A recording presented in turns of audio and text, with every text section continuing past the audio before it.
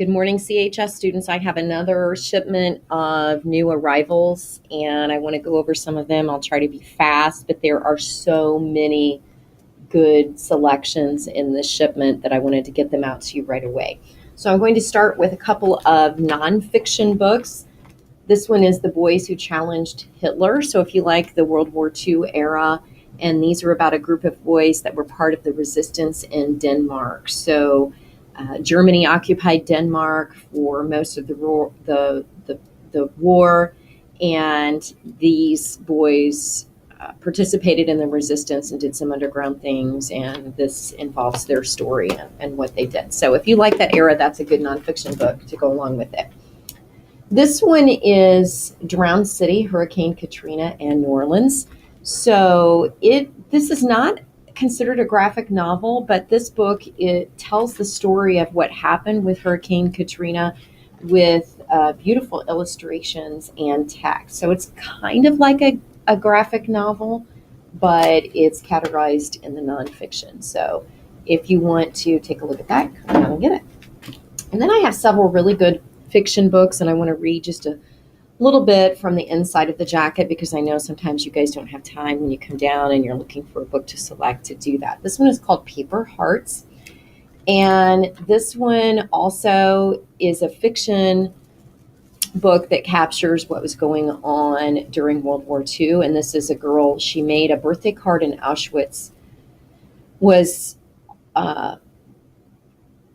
one of the things that this character did for her best friend. She stole and bartered for paper and scissors, secretly creating an origami heart. Then she passed it to every girl at the work tables, so they were in a work camp, to sign with their hopes and wishes for happiness, for love, and most of all, for freedom.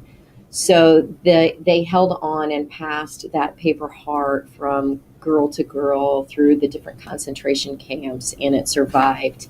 So this is kind of the story of some of those girls that endured that. So again, a World War II, Auschwitz, work camps, if you like that period in history. This one is called Light of Day, Alison Van Diepen. She was also the author of Snitch and On the Edge. And this begins like any other Saturday night. Gabby Perez and her best friend Maria are out dancing, but this isn't just another night. When a mysterious stranger warns Gabby their drinks have been drugged, she hurries Maria home. Sure enough, the next day, Maria can't remember a thing. Gabby's shaken by their close call, and she's not going to stay quiet about it. She opens up on her radio show and discovers an even worse truth. The guy who drugged them was going to force them into prostitution.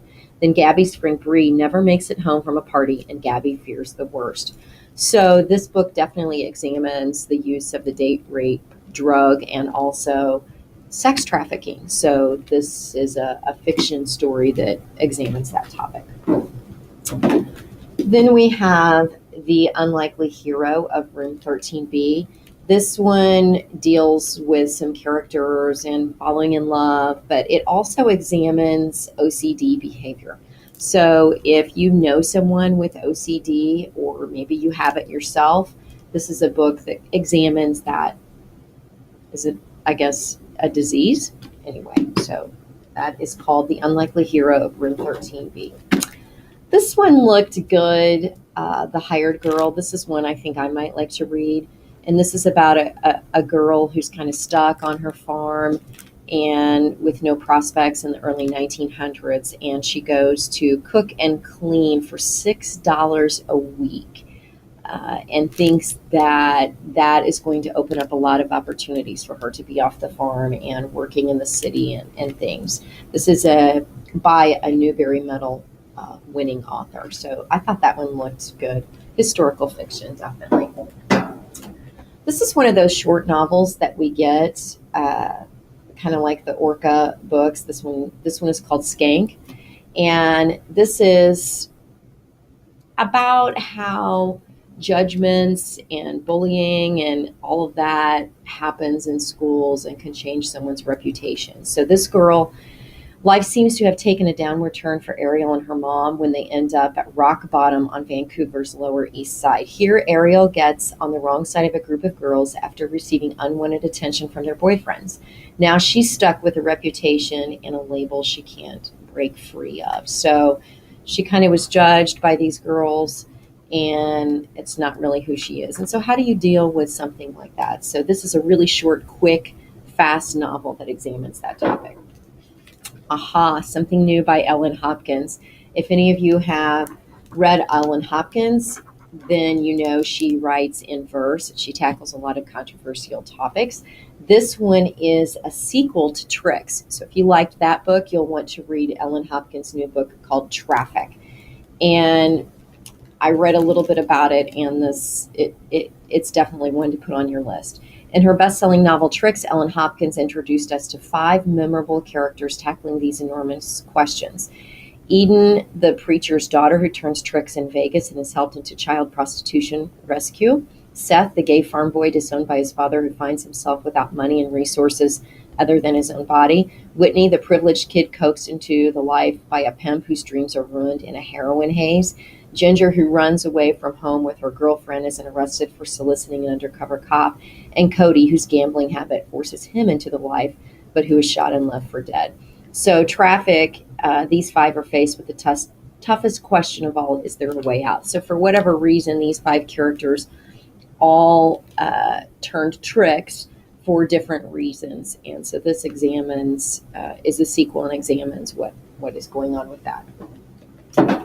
This one is a take on the 7 deadly sins. So Paloma High School is ordinary by anyone's standards. It's got the same cliques, the same prejudices, the same suspect cafeteria food.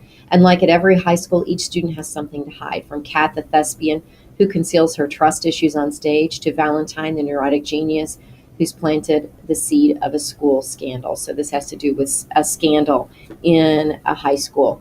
And it is called 7 Ways to Lie, and it's got the 7 deadly sins with "Hello, my name is" on the front. So I thought that one looked interesting, an in-depth study on why we lie and how our secrets make us human. So that's a fiction work. This one is called Other Broken Things. Natalie's not an alcoholic. She doesn't have a problem. Everybody parties. Everybody does stupid things like get in their car when they can barely see. Still, with 6 months of court-ordered AA meetings required, her days of vodka-filled water bottles are over. So this deals with a bad mistake or one mistake and how she deals with it, and balancing that with your friends that, I guess, your friends that have the old habits and your new friends, which is really important if you're a recovering alcoholic or any other kind of addict.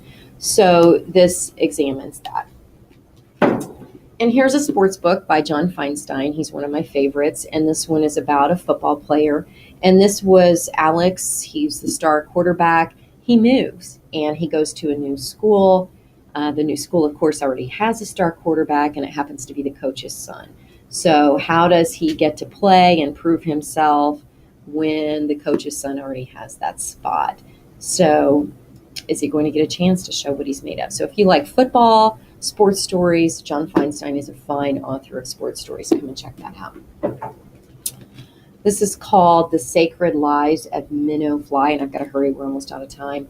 And this deals with religious cults and someone that gets kind of involved in that and how they get out of it. So I kind of like reading about cults. And we had a couple of books on the list today that dealt with that topic.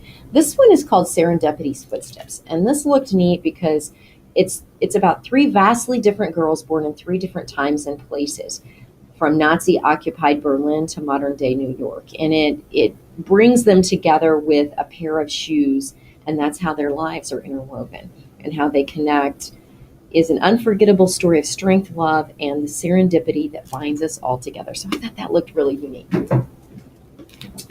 And then we have 2 sequels to different books, Bits and Pieces, which is a sequel to book 5 of the Rot and Ruin series. And then if you've read The Red Queen, which just recently came out, this is the sequel to that, Glassword. And last, we have all the major constellations. He's leaving high school behind, looking ahead to start a fresh college with his crush. There's an accident. So